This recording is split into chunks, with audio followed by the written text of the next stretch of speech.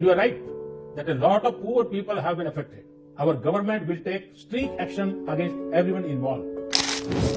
ആലത്തൂരിലെ NDA സ്ഥാനാർത്ഥി doctor TN സരസുമായി പ്രധാനമന്ത്രി നരേന്ദ്രമോദി നടത്തിയ ടെലിഫോൺ സംഭാഷണം സഹകരണ ബാങ്കുകളിലെ തട്ടിപ്പിനിരയായ കേരളത്തിലെ ആയിരക്കണക്കിന് സാധാരണക്കാരായ ജനങ്ങൾക്ക് ആശ്വാസം നൽകുന്നതാണ്. തട്ടിപ്പിന് നേതൃത്വം നൽകിക്കൊണ്ടിരിക്കുന്ന LDFന്റെയും UDFന്റെയും നേതാക്കൾക്ക് ഇനി ഉറക്കമില്ലാത്ത രാത്രികളാണ് വരാനിരിക്കുന്നതെന്ന കൃത്യമായ സന്ദേശവും മോദി നൽകുന്നു.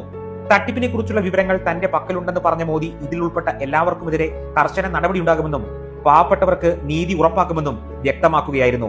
തട്ടിപ്പിനിരയായി ജീവിതം വഴിമുട്ടി നിൽക്കുന്നവർക്ക് ആശ്വാസമാകുന്ന മറ്റൊരു ഉറപ്പും പിന്നാലെ അദ്ദേഹം നൽകി. പാവപ്പെട്ടവരുടെ പണം തട്ടിപ്പിൽ ഉൾപ്പെട്ടിട്ടുള്ളതിനാൽ ED കണ്ടുകെട്ടിയ സ്വത്തുക്കളിലൂടെ അർഹതപ്പെട്ടവർക്ക് ഒരു പൈസ പോലും നഷ്ടമാകാതെ എല്ലാം തിരികെ നൽകുമെന്നാണ് ആ ഉറപ്പ്. ഇതുമായി ബന്ധപ്പെട്ട് താൻ നിയമോപദേശം തേടിയതായും മോദി വ്യക്തമാക്കുന്നു. കേവലം കരുവന്നൂർ ബാങ്ക് മാത്രമല്ല, കാസർഗോഡ് മുതൽ തിരുവനന്തപുരം വരെയുള്ള ഒട്ടുമിക്ക സഹകരണ ബാങ്കുകളിലും തട്ടിപ്പും വെട്ടിപ്പും നിർബാധം